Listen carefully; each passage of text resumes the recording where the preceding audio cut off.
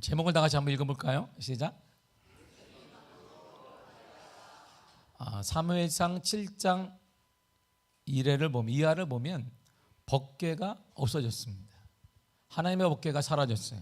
그런데 사울왕의 통치 기간에 법궤에 대한 언급이 한 번도 나오지 않습니다. 하나님의 상징이 바로 법궤입니다.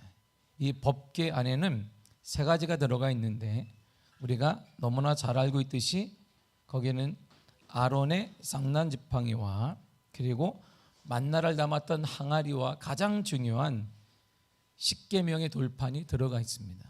근데 그걸 잃어버렸단 말이에요.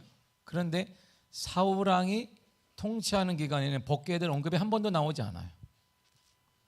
그러니까 사울왕이 그만큼 법궤에 대해서 관심이 없었다 이런 말입니다. 예루살렘에서 서쪽 11km쯤 떨어지고 그리고 거기서 제사장 아미나답의 집에 보관되어 있었는데 사울은 관심조차 두지 않았고 사울왕의 통치 기간이 법궤에 대한 얘기가 한 번도 성경에 나오지 않습니다. 그런데 다윗은 달랐습니다. 다윗은 왕이 되자마자 법궤를 국가의 최고의 보물로 여겼습니다. 그래서 법궤를 모셔오는 것을 하나님 모셔오는 것으로 생각했습니다. 길이가 1.2m밖에 안 돼요. 그리고 넓이가 70cm밖에 되지 않습니다. 직사각형 모양으로 그 안에 우리가 제가 말씀드린 것처럼 십계명의 돌판이 있고 만나가 담겨있던 항아리가 있고 그리고 아론의 쌍난 지팡이가 있습니다. 사람들은 이 법궤를 보면 하나님으로 여기서 하나님의 상징, 이야 하나님의 은혜, 하나님의 역사로 상징했습니다. 그래서 거기 위에는 속죄소가 덮여 있었습니다. 사람들 거기다 피를 뿌리게 되면 제사를 드리는 것이 바로 우리가 아는 법궤입니다. 지상에 있는 하나님의 보좌이기도 하나님의 앉는 자리이기도 하나님이 임재하는 자리이기도 하고 하나님을 상징하는 것이 바로 법궤인데 사울은 한 번도 언급하지 않았으나 다윗은 왕이 되자마자 법궤를 가지고 왔습니다. 하나님은 전선에서 하나님이 싸우는 동안 이스라엘 편에 서서 싸워주시는 분을 위해서 이스라엘 백성들은 법궤를 높이 들릴 때마다 쿰마 야훼라고 외쳤습니다. 그 말이 뭐냐면 하나님이여 일어나소서, 하나님이여 일어나셔야 합니다 라고 했고 슈바 야훼라고 또 외쳤습니다. 하나님 이스라엘로 돌아오소서, 우리 힘이 없지만 하나님 돌아오셔서 저들을 무찌러 달라고 그들이 법궤를 맨 앞에 세우고 전쟁을 나갔습니다. 선지자나 경건한 신앙인들은 하나님의 도움을 요청할 때마다 법궤를 바라보고 법궤를 쳐다보았으며 법궤가 하나님이기 때문에 법궤를 향하여서 하나님이라고 외쳤습니다. 지금 우리가 외쳐야 될 부르짖음이 바로 쿰마 야훼이고 우리가 외쳐야 될 게 슈바 야훼인 것입니다. 하나님 일어나소서, 하나님 우리에게로 돌아오소서, 이게 우리의 외침이어야 되는 것이죠. 다윗이 법궤를 예루살렘으로 옮기는데 한두 명을 데려간 게 아니라 군사 3만 명을 데려갔어요. 여러분 법궤가 요만해요. 70cm에다가 1.2m밖에 되지 않는데 그 법궤가 뭐가 대단하다고 3만 명의 군사를 데려갔습니다. 그러니까 장정한 두 사람이면 되고 그래 율법에 따라 거기에는 고리가 달려 있으니까 네 사람이 어깨에 짊어오면 되는데 이 법궤 하나를 데리고 가져오기 위해서 군사 3만 명을 동원했습니다. 전쟁을 하는 것도 아닙니다. 다윗이 왕이 됐을 때는 다 평정이 됐기 때문에 다윗에게 까부는 민족도 없는데 그가 3만 명을 동원해서 법궤를 가지고 왔습니다. 악기도 동원했습니다. 마치 승리한 군대가 개선하는 장군처럼 사람들에게 모든 걸 만방에 알렸습니다. 우리가 승리했다는 것이 아니라 법궤를 우리가 가지고 있다 이런 말이죠. 이제 예루살렘은 성도가 되어지고 정통성이 유다 왕국에 있다는 것을 선포하기 위해서 다윗은 3만 명을 동원해서 법궤 하나를 가지고 왔습니다. 이 모든 가정이 예배이고 이 모든 가정의 다윗은 예배에 목마른 사람이었습니다. 다윗은 법궤 안에 있는 하나님의 말씀을 사모한 사람이고 하나님을 사모한 사람. 하나님 왜 오베데돔의 집에 있습니까? 왜 아미나답의 집에 있습니까? 우리에게 오시옵소서 해서 하나님을 모셔온 것입니다. 하나님의 말씀의 성취가 이루어지길 간절히 사모했던 사람이 바로 다윗이에요. 그런데 법궤를 가져오는 과정에 불미스러운 일이 일어났습니다. 다윗이 법궤를 모셔가는데 법궤가 낙원의 타작마당에 딱 들어서는데 소가 갑자기 확 날뛴 거예요. 소가 날뛰니까 법궤가 떨어지려고 하니까 제사장 우사가 손으로 그걸 딱 잡은, 아주 동물적인 감각으로 떨어지지 않게 손으로 딱 잡았는데 잡자마자 그거 죽어버렸어요. 떨어질까 봐 잡았단 말입니다.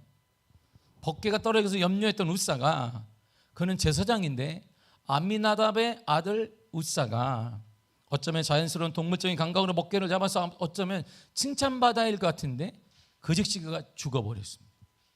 좀 황당하잖아요. 성경은 이 사건을 우사의 잘못이라고 다루지만 벗개가 떨어질까 봐 반사적으로 손을 잡은 것이 죽을 만큼 죄인가 이런 말이죠. 선한 의도나 열심은 아니겠는가. 남들은 가만히 있어요. 벗개가 떨어지든 말든. 근데 우사는 달랐습니다. 벗개가 떨어지든가 혹시 하나님이 떨어질까 봐 무서워서 그는 손으로 딱 잡았는데 잡자마자 그가 직사했습니다. 성경은 물론 이렇게 말합니다. 민수기 4장 15절입니다. 시작. 성물은 만지지 말라 그들이 죽으리라. 만지면 안 된다. 성물 만지면 안 돼. 하나님의 거룩한 물건을 만지면 안 돼. 제사장인 우사가 그 정도 지식이 없었을까요? 너무나 다급한 일이야. 너무나 긴급한 일입니다. 어쩔 수 없이 그렇게 하지 않았을까? 의문을 갖게 되죠. 우사가 율법을 모르는서도 아닙니다. 또한 벗개는 수레에 싣는 게 아니고 절대 4개의 고리가 있어요. 이게 벗개라고 하면 4개의 고리가 이렇게 달려 있어요. 그래서 여기서 나무 같은 걸 끼고 4사람이 앞뒤에서 이게 어깨에 짊어지고 가는 게 벗개입니다. 우사는 다 알아요. 왜냐하면 아버지 아미나답으로부터 훈련을 받았습니다. 아버지도 제사장이고 자기도 제사장이니까 벗개 옮길 때 뭐 할 때 어떻게 하나 다 배웠습니다. 그런데 현실적인 문제 딱 앞에 벗개가 떨어지니까 모든 걸 깜빡한 거예요. 벗개를 살려야 된다는 마음으로 손을 딱 내밀었는데 그는 만지자마자 죽어버렸습니다. 다시 말해 그는 율법을 따르지 않고 벗개를 수레에 싣다가 사고가 난 것이에요. 다시 말해 자기 방식으로 하나님을 섬겼다 이런 말입니다. 율법은 수레에 싣는 게 아니에요. 제사장들이 어깨에 짊어지는 것입니다. 그렇게 만들어져 있어요.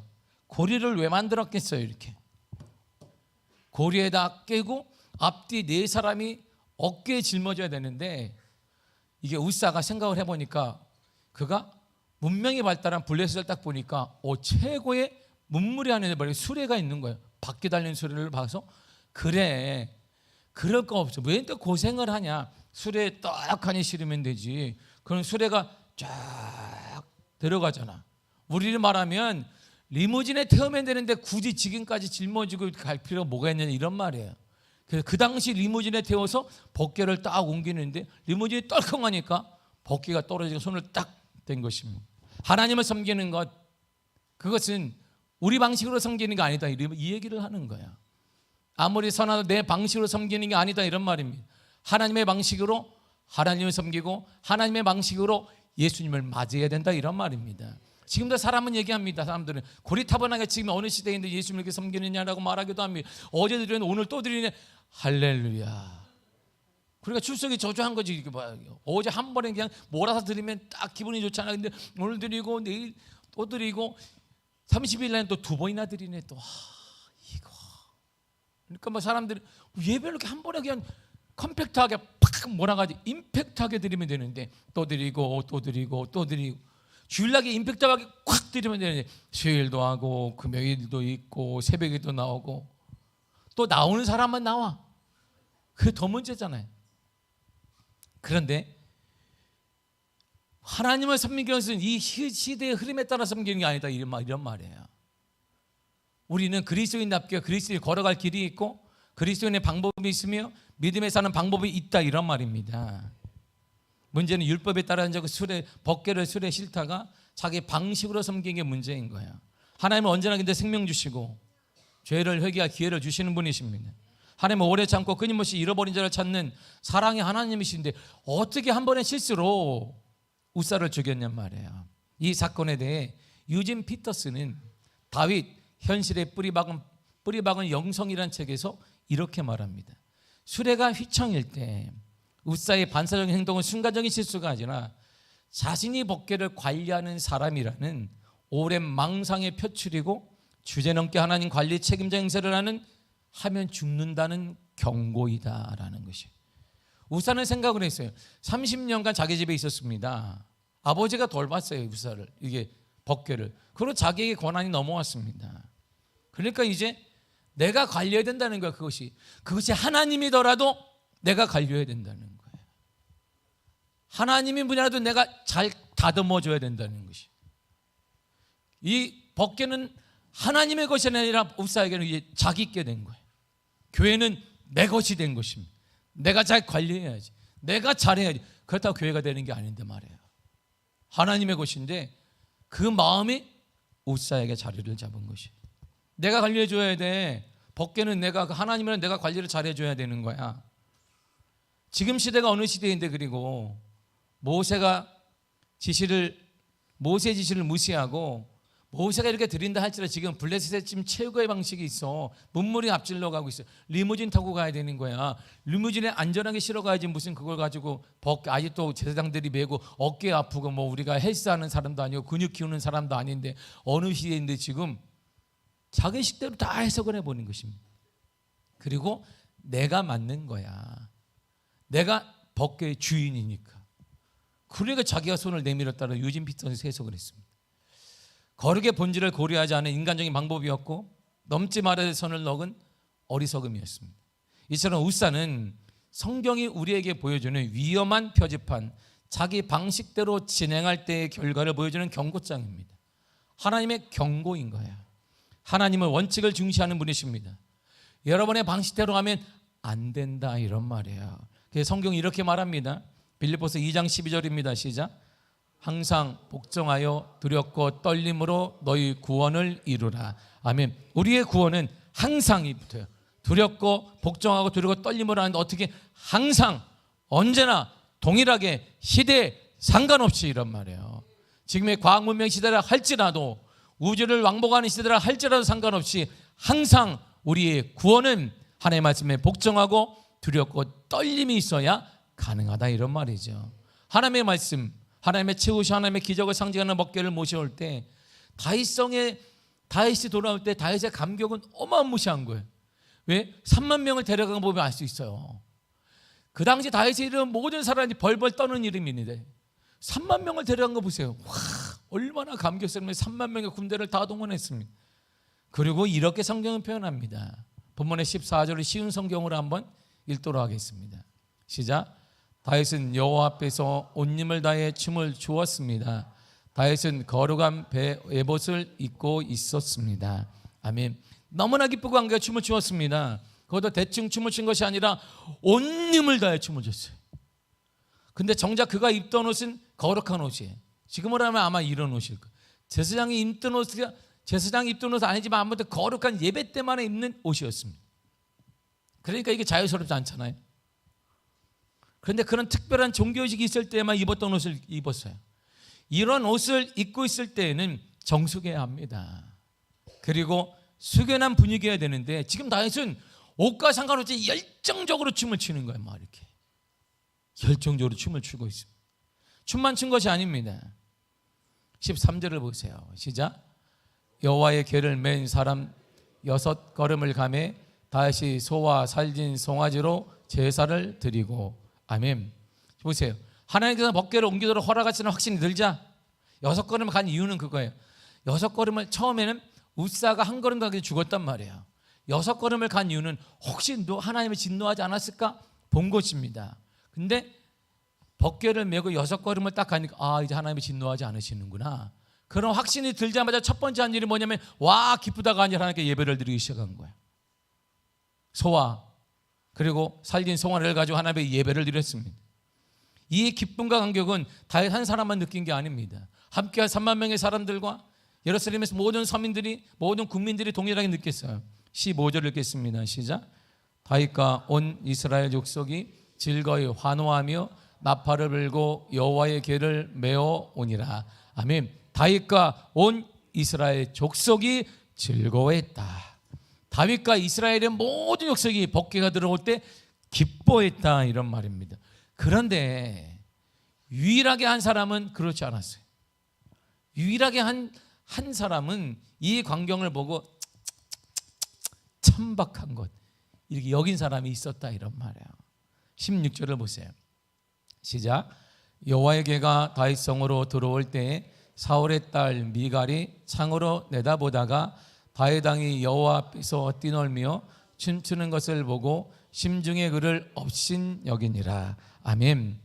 사울의 딸이자 다윗의 아내 미갈은 왕이 길에서 춤추는 것을 딱 보자마자 역시 목동의 피는 못 속이지.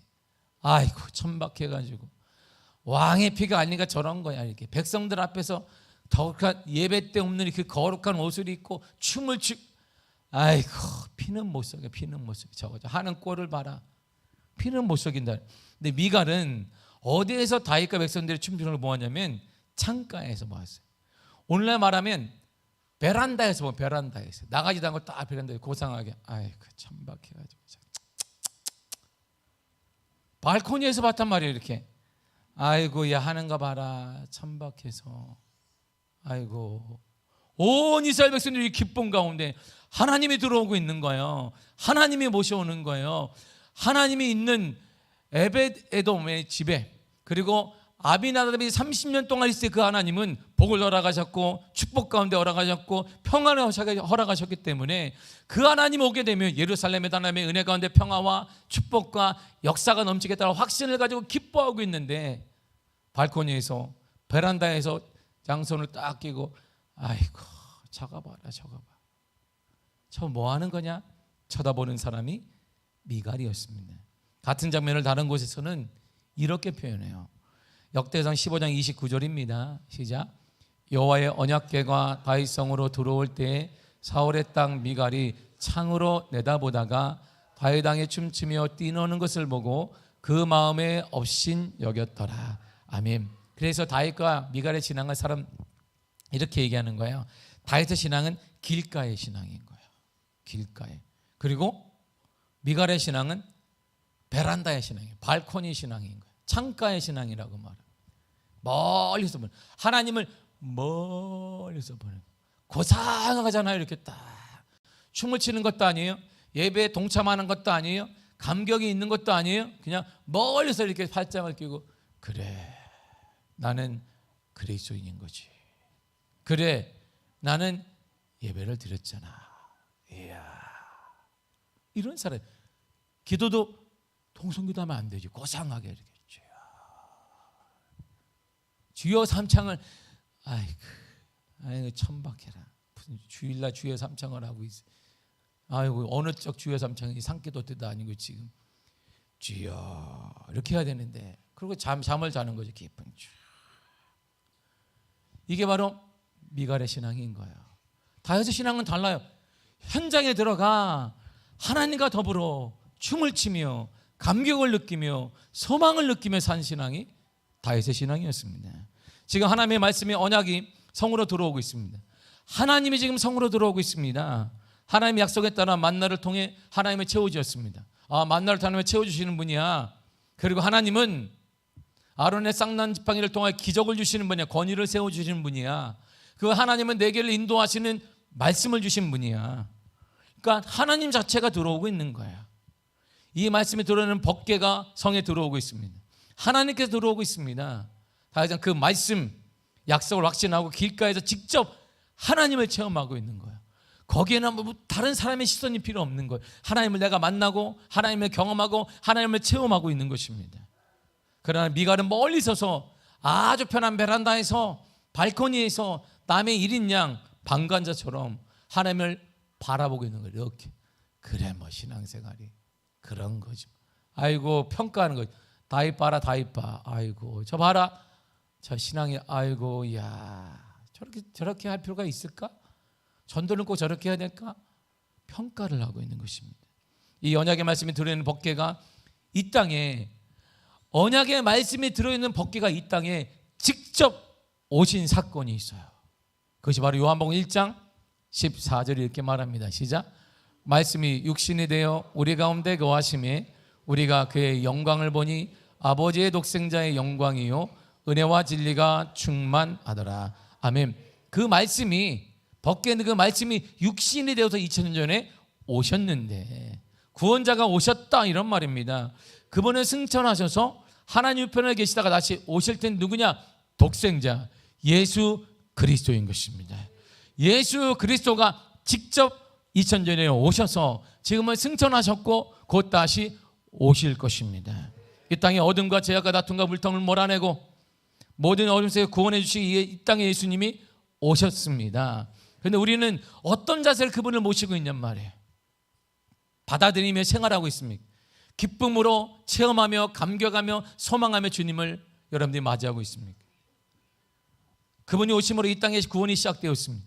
그분이 30년간 아미나답의 집에 있을 때 그 가정은 복을 받았으며 충만했으며 평화가 넘쳤으며 소망이 넘치게 되었어요. 그것을 말하고 다윗은 너무나 사모해서 그 법궤를 모셔왔어요. 하나님이 계시면 깨닫는 거예요. 하나님이 계시면, 하나님과 동행하면 일이 평안해지고 형통해지고 평화가 넘치는 구원의 역사가 일어나는 걸 깨닫게 되었습니다. 주님이 오시면, 예수님이 오시면 평화가 넘쳐나고 문제가 해결되어지며 삶의 변화가 일어나게 된다는 확신이 있었기 때문에, 그러니까 다윗은 너무나 감격스러운 거예요. 하나님을 예루살렘에 모셨으니까 우리 가정은 잘 되는 거야. 예루살렘은 부흥하는 거야. 살아나는 거야. 회복될 것이다. 더 하나님 은혜 가운데 쓰게 될 것이다. 구원의 감격이 일어나게 될 것이라고 믿었던 것입니다. 그 구원의 감격을 위해 이제 사랑하는 성도 여러분, 길가의 신앙을 회복해야 합니다. 직접 그분을 경험해야 되는 것입니다. 그분의 구원을 체험해야 돼요. 그분의 주시는 기쁨을 경험해야 되는 것입니다. 방관자의 신앙, 베란다의 신앙을 버려야 됩니다. 멀찍이 있어, 이게 고상한 게 아닙니다. 멀리서 주일에 한번 드리고 팔짱을 낀 채, 그래, 이게 고상한 신앙이 아니에요. 그 신앙이 우리를 죽이게 되고, 주님이 오신 그 평화가 우리가 무관하게 되어지고, 주님이 오셔 주님의 평강과 은혜와 역사와 기적과 모든 것들이 무관한 신앙이 단절되는 신앙이 되어지게 되는 것입니다. 이제 하나님의 경고를 받아들이고 방법을 바꾸어야 돼요. 다윗은요, 방식이 하나님 방식으로 바뀌었어요. 그래서 다윗이 행복했던 것입니다. 다윗은 한동안 먹개를 옮겨오지 못하고 오베데돔의 집에 모셔두었어요. 그런데 오베데돔의 집에 있는 동안 하나님은 그 집의 복을 엄청 부어주시는 거예요. 그걸 다윗은 직접 보았습니다. 아, 하나님이 오시면, 말씀되신 예수님이 오시면 복이 넘치게 되고 변화가 일어난다는 것입니다. 진노하신 하나님의 복 주시는 하나님이심을 믿고 다윗은 다시 법궤를 향한 열심히 솟구쳤습니다. 그런데 이번에는요, 다윗은 자기 방식으로 하지 않았어요. 수레가 아닙니다. 수레를 버리고, 그리고 제사장을 동원해서 6걸음을 걸을 때마다 소와 살진 송아지를 통하여서, 그리고 고리에다 나무를 꿰서 4사람의 제사장들이 지게 만들었습니다. 왜? 율법에 따라. 시대가 변해도 하나님의 방식은 적용되는 것입니다. 이 시대가 변해도 하나님의 역사는 가능하다, 이런 말이에요. 시대가 변해도 여러분들의 삶에 하나님의 개입하심과 하나님의 인도하심과 하나님의 역사와 기적은 가능하다, 이런 말입니다. 다 모신 후에는 번제와 화목제로 예배를 드렸습니다.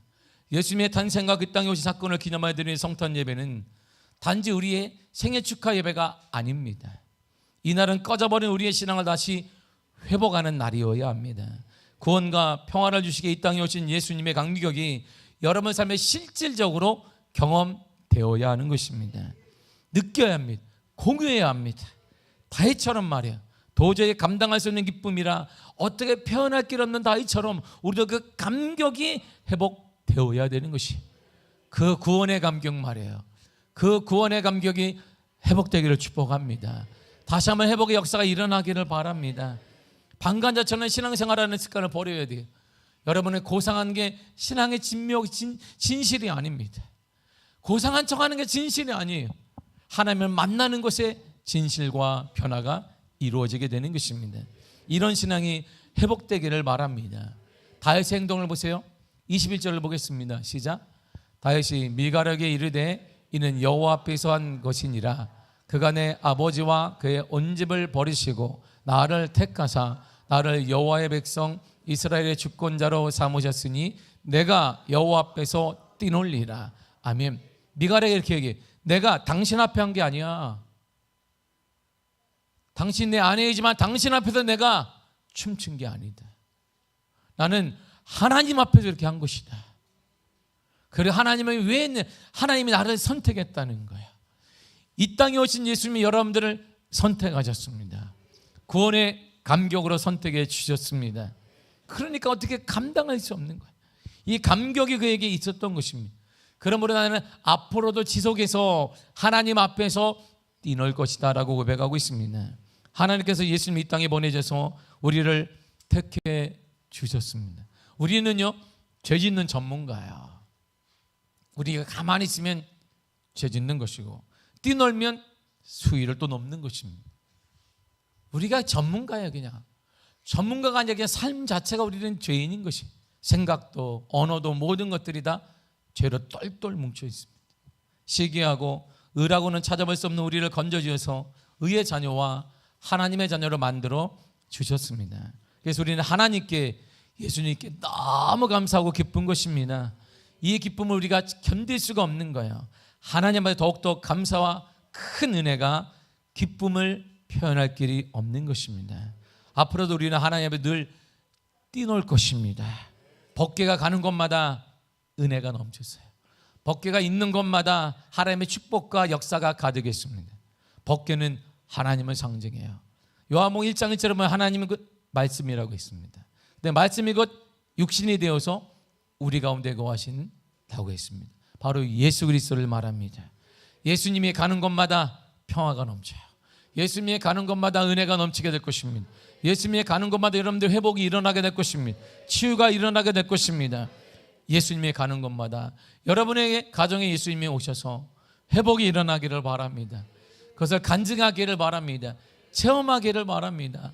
하나님의 은혜가 예수님을 통하여서, 이 땅에 오신 예수 그리스도를 통하여서, 그리고 이제 다시 오실 예수님을 통하여서 여러분들의 삶에, 여러분의 가정에, 우리 교회에 넘쳐나게 될 것입니다. 반드시 넘쳐나게 될 것입니다. 그런 은혜가 임하기를 간절히 축복합니다. 기도하겠습니다.